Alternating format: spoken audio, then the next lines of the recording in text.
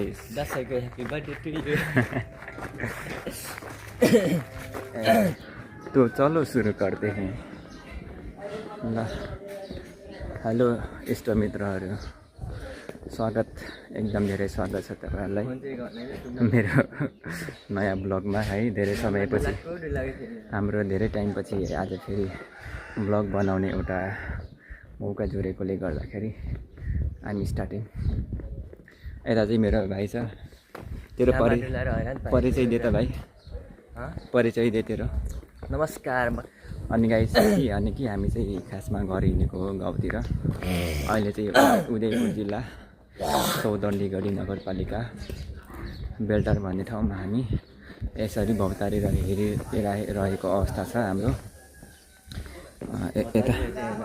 यतातिर हाम्रो गाडीहरू छ, यस्तो दामी दामी गाडीहरू। अनि तपाईँहरू यहाँ हाम्रो बेल्टारको भ्यू देख्न सक्नुहुन्छ। घरहरू यस्तो छ हाम्रो है। अनि now we are going to our sister's home. कहाँतिर छु, यहाँ बिस्कुन सुकिरहेको छ हाम्रो। या लगाएछ। अब हामी एकछिनमा गाडी चाहिँ चढ्ने हो। नाइस टु मिट यु डेन धेरै। लगाएछ यो मान्छे धेरै घाममा डुल्यो अरे, केही सजेसन दिनु पऱ्यो यसको लागि। अब यतातिर जस्तो लाग्छ मलाई, तिमीहरू यति घाममा हिँड्नु सक्दैनौ, के गरी खान्छौ नि। केटाहरू यति घाममा हिँड्नु सक्दैन गाइस, अब के गरी खाने हो। म त छक्क पर्छु त म। यता देखेँ त मलाई सेल्फीमा कस्तो सुन्दर रहेछ। मलाई यसरी देखाउँछु म ल। खोइ अघि जस्तो गर्न लु। भयो तेरो नाटक बेसी भयो। यो मान्छे धेरै नाटक गर्नु थाल्यो है गाइस। दुखिरहेछ फेरि ल। गाइस चाहिँ हाम्रो अब सामान ट्याम्पोहरू चाहिँ हाम्रो है, हाम्रो घर जाने गाडी विशेष या ready to go for now.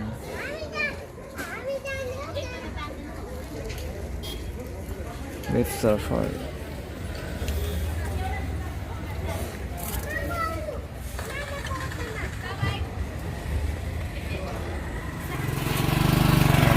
गाडी चाहिँ यो पुल गरिरहेको छ।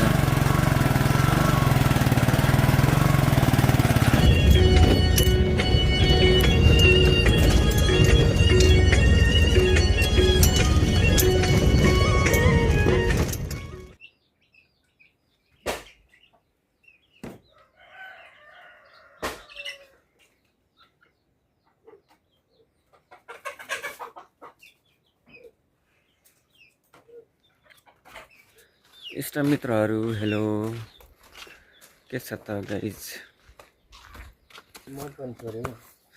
तैँले त्यही उ गरेको ल गाइज। फाइनली अब हामी चाहिँ गाउँमा छौँ। गुड मर्निङ सबैजनालाई। तपाईँहरू हाम्रो बिहानको भ्यू देख्न सक्नुहुन्छ। स्काई सिन, आकाशको सिन दामी। अनि गाइज अहिले चाहिँ हामी माथिल्लो घर दिसौँ हामी गइरहेको छौँ है त गाइस। ल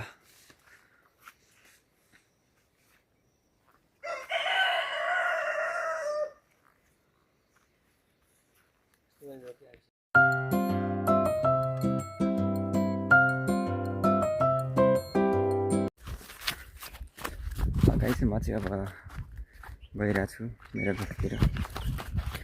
तपाईँहरू देख्न सक्नुहुन्छ हाम्रो बादल यस्तो छ राम्रो, आकाश।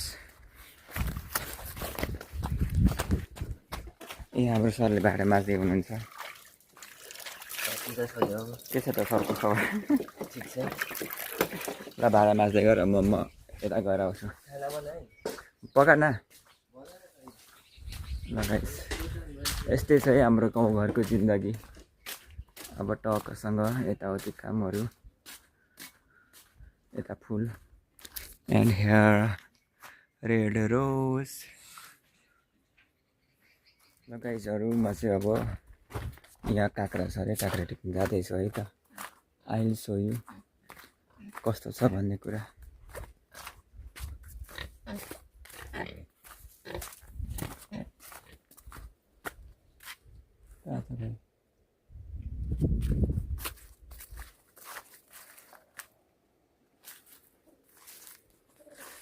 ओ माई गड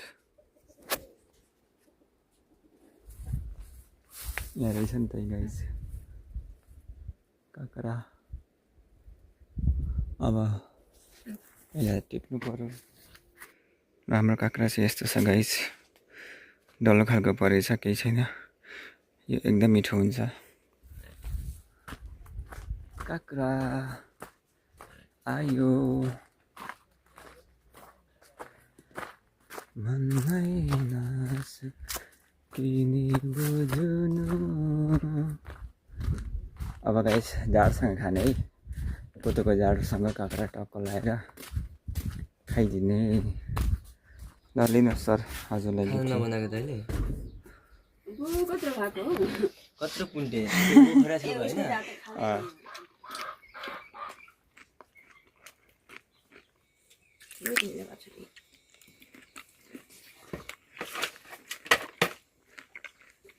तो दामी